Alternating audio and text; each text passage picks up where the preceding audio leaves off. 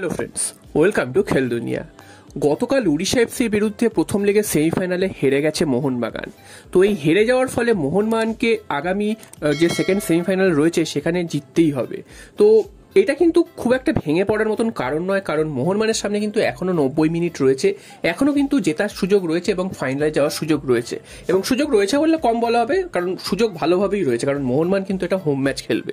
তো কি কি উপায় মোহনবাগান আগামী রোববার যে খেলা হবে সেইখানে জিতলে মোহনবাগান ফাইনালে যেতে পারবে তোমাদের সেটা জানিয়ে দিই। তো তোমাদের বলে রাখি যে এই আইএসএল এ অ্যাওয়ে গোলের রুল কিন্তু কাউন্ট হচ্ছে না, অর্থাৎ নকআউট স্টেজে এসে অ্যাওয়ে গোল এখন কিন্তু আর কাউন্ট হয় না। বিশ্বের কোথাওই প্রায় হয় না, সব জায়গায় বন্ধ করে দিয়েছে ফিফার তরফ থেকে।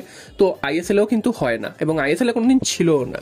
তো এখন যেটা সমীকরণটা দাঁড়িয়েছে, উড়িষ্যা এফসির ঘরের মাঠে গিয়ে মোহনবাগান 2-1 গোলে হেরে গেছে এবং মোহনবাগানকে স্ট্রেট ফরওয়ার্ড কিন্তু পরের দিন 2 গোলের ব্যবধানে জিততেই হবে। যদি জেতে সেক্ষেত্রে ডাইরেক্ট তারা কিন্তু ফাইনালে চলে যাবে এবং 1 গোলের ব্যবধানে যদি মোহনবাগান জেতে সেক্ষেত্রে কিন্তু সেই ম্যাচটা যাবে এক্সট্রা টাইমে ফয়সালা না হলে সেটা যাবে কিন্তু টাইব্রেকারে। তো এটাই হচ্ছে এই মুহূর্তে ইকুয়েশন। তো মোহনবাগানের সামনে 1-0 গোলের ব্যবধানেও যদি মোহনবাগান জিততে পারে তাহলে কিন্তু মোহনবাগান লড়াইয়ে থাকবে এবং মোহনবাগান কিন্তু ম্যাচটাকে এক্সট্রা টাইমে বা টাইব্রেকারে নিয়ে যাওয়ার ক্ষমতা রাখবে। মোহনবাগান যদি 2-0 গোলের ব্যবধানে জেতে তো সেক্ষেত্রে তো মোহনবাগান, তোমাদের প্রথমেই যেমনটা বললাম যে মোহনবাগান ডাইরেক্টলি ফাইনালে পৌঁছে যাবে এবং মোহনবাগানের কিন্তু অসুবিধা হবে না। এবং মোহনবাগানের যেই অ্যাডভান্টেজটার কথা বললাম যে মোহনবাগান হোম ম্যাচ খেলবে, তো হোম ম্যাচে মোহনবাগানের রেকর্ড কিন্তু দুর্দান্ত, সেটা তোমরা জানো। এবং সেই হোম ম্যাচে মোহনবাগান 60,000 প্লাস গ্যালারির সামনে কিন্তু নামবে।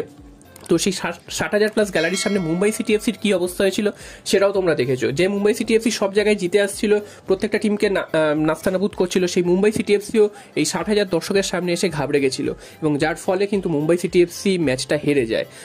এবং উড়িষ্যা এফসিও তার ব্যতিক্রম হবে না। উড়িষ্যা এফসি এর আগে খেলে গেছে ঠিকই, তবে উড়িষ্যা এফসি কিন্তু যে এর আগে যে ম্যাচটা খেলে গেছে সেখানে এত দর্শক ছিল না। তো সেখান থেকে দেখতে গেলে মোহনবাগান একটা প্রবল সমর্থন পাবে। এবং এছাড়া মোহনবাগানের যে হোম রেকর্ড, সেই হোম রেকর্ডটাও কিন্তু দুর্দান্ত হাবাসের আমলে। তো একটাই মাত্র ম্যাচ হেরেছে হাবাসের আমলে এবং সেটাও হাবাস কিন্তু বেঞ্চে ছিল না। এবং মোহনবাগানের আরও একটা অ্যাডভান্টেজ এইটা যে মোহনবাগান কিন্তু ম্যাচটা দেখে নামতে পারছে যে আগের ম্যাচটা কি হয়েছে এবং মোহনবাগানকে কি করতে হবে, অর্থাৎ মোহনবাগানকে যে জিততেই হবে এই মানসিকতাটা নিয়ে কিন্তু মোহনবাগান নামবে, যেটা কিন্তু মুম্বাই সিটি এফসি ম্যাচে মোহনবাগান নেমেছিল। এবং যার ফলে কিন্তু মোহনবাগান প্রথম থেকে একের পর এক অ্যাটাক সানিয়েছিল এবং প্রথমার্ধেই একটা গোল পেয়ে যায় এবং দ্বিতীয়ার্ধেও কিন্তু আরেকটা গোল তুলে নেয়। তো এই যে একটা জেতার তাগিদ, সেই তাগিদটা যদি খেলার মধ্যে না থাকে প্রথম থেকে তাহলে কিন্তু সেই খেলা থেকে হারিয়ে যেতে বাধ্য হয়, যেটা কিন্তু মুম্বাই সিটি এফসির আমরা দেখেছিলাম। মুম্বাই সিটি এফসি ড্র করা মানসিকতা নিয়ে নেমেছিল প্রথম থেকে। আমরা দেখছিলাম যে মুম্বাই সিটি এফসি বল ওড়াচ্ছিল বা টাইম নষ্ট করছিল কোনো না কোনোভাবে, তো তারা কিন্তু খেলায় কিন্তু মনোনিবেশ করছিল না, যার ফলে কিন্তু মুম্বাই সিটি এফসি তার ফলটা কিন্তু ভুগেছিল গোল খেয়ে যাওয়ার পর থেকে। সেটাই কিন্তু উড়িষ্যা এফসিও তাদের মধ্যেও একটা আত্মতুষ্টির কাজ করবে, কারণ তারা এগিয়ে রয়েছে, তারা যতটা সম্ভব চাইবে সময় নষ্ট করতে এবং মোহনবাগানের কিন্তু তাগিদ থাকবে ম্যাচটা থেকে যে করেই হোক পয়েন্ট বের করে আনা বা ম্যাচটা থেকে জিতে আসা। তো সেই কারণে মোহনবাগানের প্রথম থেকে যে তাগিদটা থাকবে সেই কারণে কিন্তু মোহনবাগান অ্যাটাকিং ফুটবল খেলবে, এটা আশাই করা যায়। এবং হাবাস কিন্তু আগের দিন কিছু ভুল ডিসিশন নিয়েছিল, ভুল চেঞ্জেস করেছিল, সেটাও কিন্তু মাথায় রাখতে হবে হাবাসকে, যাতে এই ভুল কিন্তু আর না হয়। এবং অন্যান্য প্লেয়াররাও কিন্তু কালকের অফ কালার ছিল, যেটা কিন্তু প্রত্যেকদিন সমস্ত প্লেয়ারের কিন্তু একভাবে খেলা সম্ভব না। তো যারা কিন্তু এতদিন প্রত্যেকটা ম্যাচ ভালো খেলেছে তারা কিন্তু কালকের অফ কালার ছিল।